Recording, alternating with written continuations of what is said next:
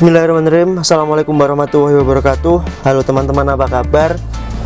Walaupun tutorial mengemudi mobil 5 tahap yang sudah kami upload semua itu sudah rilis, tapi kan itu manual. Sementara tutorial mengemudi mobil Matic dari dasar sampai mahir itu belum kami sediakan di YouTube, belum kami upload. Kemudian tutorial dari konten kreator YouTube lain juga masih, menurut kami tidak ada salahnya bagi kami untuk membuat lagi tutorial mengemudi mobil bertransmisi Matic, dengan harapan ketika teman-teman yang sekarang saat ini belum bisa mengemudi mobil apapun, manual maupun Matic, kami sarankan untuk membeli Matic saja, karena dalam proses belajarnya nanti akan lebih mudah. Kalian akan lebih mudah mahir mengemudi Matic. Soal nanti kalau sudah bisa menggunakan mobil Matic kemudian pakai manual harus belajar lagi, itu soal nomor 2. Yang penting kita bisa mengemudi dulu lah ya, karena selain ngatur transmisi, ngatur steering juga tidak mudah kan begitu. Jadi lebih baik kita belajar pakai Matic dulu. Kalau teman-teman beli mobil, belilah yang Matic dulu supaya nanti dalam proses belajarnya akan lebih mudah. Kalau menurut saya seperti itu. Jadi beli Matic saja dulu, nanti kita bisa mengemudi dulu. Yang penting kan bisa nyetir dulu, bisa nyetir, bisa mahir, bisa dapat SIM. Soal nanti teman-teman tidak bisa menggunakan mobil manual, kan kita bisa belajar lagi nyetir mobil manual. Jadi langkah-langkahnya itu tinggal satu step begitu. Misalnya nih, steering, tanjakan, ngepaske bodi kanan kiri, parkir dan lain-lain, kita sudah belajar di Matic. Kalau untuk belajar manual kan tinggal satu step lagi nih, klik begitu, klik, tinggal belajar transmisi manual lagi. Seperti itu. Nah, di kesempatan hari pertama kita belajar mobil Matic, saya hanya minta teman-teman untuk mengikuti apa yang akan saya ajarkan ini. Jangan belajar lebih. Hari pertama ini saja yang dikerjakan, jangan belajar lebih. Oke, di hari pertama ini kita tidak akan jalan. Saya hanya minta teman-teman sebelum naik ke kursi kemudi ini, teman-teman lihat dulu panjang mobil kalian, lebar mobil kalian, diperkirakan, kemudian dimasukkan ke alam bawah sadar kita bahwa kita bawa mobil ukuran segini. Misalnya ini, saya bawa mobil Innova, panjangnya sekitar ke belakang mungkin 3-4 meter. Otomatis ketika nanti saya mengemudi harus maju mundur, kemudian belok, ngepaskan di gang, mendahului dan lain-lain, saya sudah punya bayangan terhadap mobil kita. Yang pertama itu. Yang kedua, saya ajak teman-teman untuk mengetahui apa saja fitur tombol yang ada di mobil kita. Bukan berarti saya ngajari kalian mengulang lagi, tidak. Ini hanya untuk agar teman-teman itu bisa menguasai seluruhnya, menguasai seluruh kendali kendaraan ini. Contoh, steering, ya. Ini sen kanan, maka ditarik ke bawah ya, ke bawah, ke arah kaki. Kemudian untuk sen kiri, maka ditarik ke atas, ke arah kaca. Kemudian untuk lampu jauh ini ditarik ke atas, ke arah kemudi. Begini. Kemudian menyalakan lampu bagaimana? Tinggal tuas ini diputar. 1 kali lampu kota atau fog lamp, ketika fog lamp ini dinyalakan, kemudian 1 kali lagi lampu utama nyala, kemudian dimatikan. Kemudian yang tuas tombol kiri ini apa? Sekali lagi, ini bukan berarti saya ngajak kalian mengulangi lagi ya, cuma memang sudah pernah saya ajarkan di mobil manual, tapi tidak ada salahnya kita bahas sekali lagi untuk hari pertama. Ini tarik ke atas ke arah kemudi, washer, air untuk sapu wiper itu akan keluar. Kemudian kalau untuk ke atas ke arah kaca 1 kali, ini wiper menyala 1 kali, hanya mengusap begitu. Kemudian ini netral mati, 1 kali ke bawah dia nyala pelan. Netral ya, netral mati, 1 kali ke bawah dia nyala pelan, berdurasi sekian detik untuk gerimis saja. Kemudian 1 kali ke bawah dia semakin cepat, semakin bawah semakin cepat. Saya matikan. Itu untuk tuas yang ada di bawah kemudi, samping kanan dan kiri. Kemudian ini klakson kalian sudah tahu, bel, power window dan lain-lain di sini pasti kalian sudah tahu, tidak akan saya ajarkan. kemudian ada beberapa knob di sini, ada beberapa tombol untuk semburan arah angin, bisa kalian pelajari. Kemudian untuk kecepatan blower juga bisa kalian pelajari, suhu AC dingin dan tidak. Selebihnya bisa kita lakukan langkah lebih lanjut. Kemudian langkah berikutnya setelah kalian masuk ke ruang kemudi, yang paling pertama sekali adalah nyamankan kursi kalian. Ketika kurang maju atau kurang mundur, yang penting maju mundurnya dulu. Tuasnya ada di bawah kalau tidak elektrik. Kalau elektrik ada di samping kanan atau dimanapun, bisa jadi semua tombol.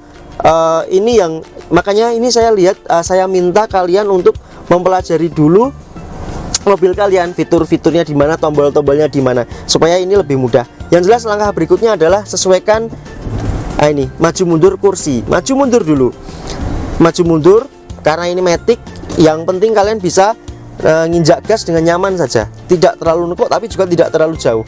Gas dan rem cukup. Kaki kiri istirahat ya. Sekali lagi ditanamkan ke pikiran kalian bahwa ini mobil matic, kaki kiri wajib istirahat. Tidak ada cerita kaki kiri nginjak rem, tidak ada cerita. Oke, setelah maju mundur sudah, maka berikutnya adalah sandaran punggung. Jangan sampai terlalu maju seperti ini, akan cepat capek. Jangan juga terlalu rebah, karena nanti pandangan kita akan terhalang setir. Yang pas saja seperti ini misalnya. Oke, ketika punggung dan paha sudah tertata dengan bagus, maka berikutnya kalau mobil kalian dilengkapi dengan tilt steering. Apa itu tilt steering? Tilt steering itu settingan setir yang bisa dinaik turunkan. Nah, tilt steering itu yang naik turun, teleskopik itu yang bisa ditarik ke arah kita atau diturunkan. Ini hanya tilt steering. Sudah beruntung ini Innova dapat tilt steering.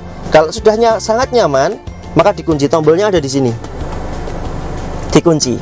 Nah, setelah posisi mengemudi, kemudian posisi setir, semua sudah nyaman. Langkah berikutnya adalah disesuaikan spion kanan, kiri, dan tengah. Caranya kalau mobil kalian dilengkapi dengan electric mirror atau spion otomatis, maka disetting aja melalui tombol electric mirror. Pasti kalian sudah bisa kalau ini, yakin saya. Kemudian spion tengah disesuaikan supaya jarak pandang kita bisa ke kaca belakang, tembus ke benda atau objek yang ada di belakang mobil kita. Setelah semuanya sudah, setting-setting semua sudah, sekali lagi pelajari semua fitur yang ada di mobil kita, termasuk cara membuka tangki bensin. Ada nih tombolnya, ada di semua mobil. Termasuk juga ngunci pintu, central locknya ada tombolnya di sini, ceklek. Mobil lain mungkin tinggal disentuh central lock drivernya, semuanya ngunci. Harus ya ini, kecuali tidak ada central locknya, maka lebih baik dipasang aja karena tidak mahal. Setelah sudah semua persiapan kita lakukan, maka di hari pertama ini saya izinkan teman-teman untuk maju dan mundur. Hanya maju dan mundur. Jadi materi kita hari pertama ini hanya maju dan mundur, maksimal sampai maju dan mundur.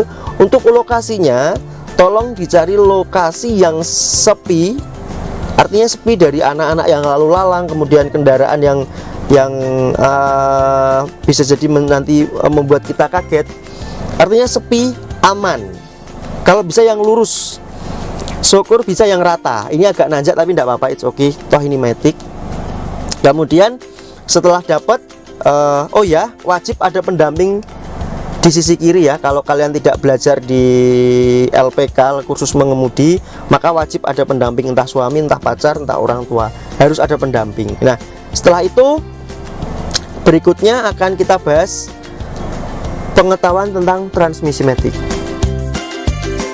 Oke, soal transmisi matic, bentuknya memang bermacam-macam. Yang penting kita tahu dulu fungsi dasarnya.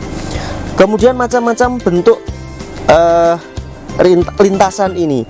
Ada yang lurus ya, ada yang lurus. Kalau yang lurus biasanya di sini ada tombolnya, di sekitar sini ada tombolnya, shift lock namanya. Karena ini modelnya rel yang tidak lurus begini, maka tidak perlu tombol karena sudah diatur lintasannya. Dan ini lumayan berat loh. Nah, ini, jadi ini tidak perlu tombol karena sudah dibuat lintasan yang acak begini, tidak rata begini, maka akan sangat sulit untuk dipencet-pencet. gunanya tombol memang untuk mengunci, sementara kuncinya ini sudah ada di jalur-jalur ini. Kemudian P jelas ini untuk parking, kemudian R reverse untuk mundur. Ingat ya, R reverse bukan racing. Kemudian N netral jelas untuk berhenti sementara di lampu merah misalnya. Kemudian D jadi mundur ya. Ingat ketika kalian mengoperasikan ini, handrem boleh dikunci boleh tidak, tapi yang jelas rem harus diinjak dengan kaki kanan. Rem harus diinjak. Oke, ini namanya D. D ini untuk jalan, dimulai dari gigi 1 sampai gigi tertinggi di matic tersebut. Contoh misalnya ini, misalnya mobil ini maticnya 4 kecepatan, maka berarti D itu dari 1 sampai 4 saya netralkan sambil saya jelaskan tentang D ya. Lalu apakah boleh dari posisi berhenti pakai D? Boleh, karena matic akan memilih gigi terendah ketika berangkat.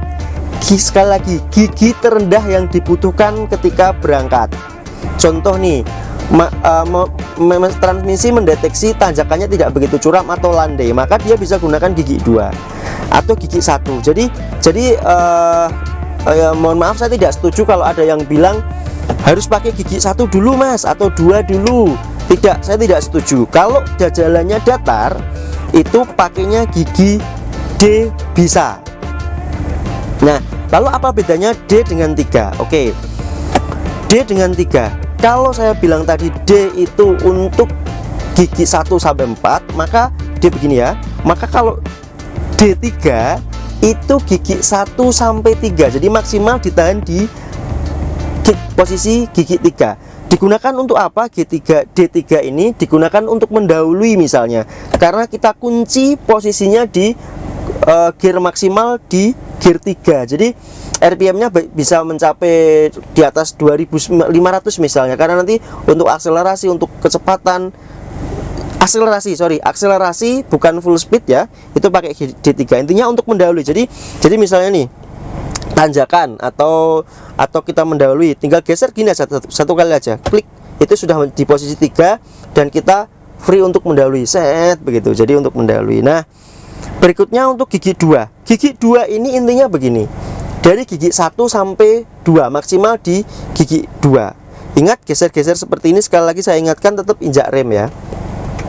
Digunakan untuk apa? Untuk tanjakan yang agak curam misalnya. Jadi ketika matic kita mendeteksi, jadi matic di sini hanya bermain-main di gear 1 dan 2. Contoh nih, ketika tanjakan tajam, maka biasanya kerja matic itu begini. Ketika RPM sudah di angka 2500, mesin meraung, maka dia giginya dinaikkan, otomatis RPM turun. Nah, ketika giginya sudah dinaikkan ke gear yang lebih tinggi, kejadiannya pasti tidak kuat, maka dari itu diturunkan lagi giginya, RPM naik. Seperti itu terus. Nah, bayangkan ketika itu ditaruh di gigi 3, maka matic akan mengalami kebingungan. Untuk itu perlu diturunkan di gigi 2 supaya nanti perpindahannya hanya di gigi 1, 2, 1, 2, 1, 2. Jadi biar matic nggak mengalami kebingungan. Itu kalau tanjakannya tidak terlalu terjal. Jadi, nah kalau terjal maka gunakan gigi paling rendah, yaitu gigi 1. Nah, ini digunakan ketika di tanjakan yang sangat terjal, maka gigi dikunci di gigi 1. RPM mau berapapun, mau 4000 misalnya, 4000 RPM, dia masih tetap menggunakan gigi ini. Jadi tidak ada cerita matic nggak kuat nanjak, tidak ada. Sama saja karena teknologinya sudah dipikirkan oleh para insinyurnya, sehingga tanjakan tinggi bisa pakai ini kan gitu. Jadi saya pikir tidak ada alasan untuk takut pakai matic karena tanjakannya akan susah. Enggak, pakai gigi terendah aja. Saya pikir itu. Oh ya, sekali lagi, ini juga banyak yang ditanyakan, apakah ketika sudah berjalan mau ngoper dari 3 ke D harus injak rem? Tidak. Injak rem hanya ketika mobil berhenti. Injak rem, kaki kanan injak rem hanya ketika mobil berhenti. Kenapa? Supaya tidak loncat. Nih misalnya nih, ini rem tidak saya injak, belakang aman ya, rem tidak saya injak, saya masukkan gigi, nah akan lompat seperti itu. Oke, ini pertanyaan juga banyak ditanyakan. Lalu apakah memindah gigi misalnya dari 3 begini ke D harus injak rem? Saat jalan tidak perlu injak rem. Ingat, saat jalan tidak perlu injak rem. Yang wajib injak rem adalah ketika dari berhenti. Misalnya nih dari berhenti netral begini, ini tidak tarem, kemudian kita masukkan ke D, maka mobil akan loncat. Jalan sendiri begitu. Maka ketika dari berhenti baik dari P maupun ke N ke mundur harus injak rem. Nah, ketika semuanya sudah set ready baru rem kita lepas pelan-pelan begitu. Nah, sama juga dari netral ke R misalnya, maka harus injak rem, kalau tidak mobil akan loncat seperti ini kan gitu. Jadi sekali lagi yang wajib injak rem saat memindah gigi adalah ketika dari berhenti atau saat berhenti. Kalau sudah jalan dari manapun, misalnya dari gini jalan ke D, itu nggak perlu injak rem.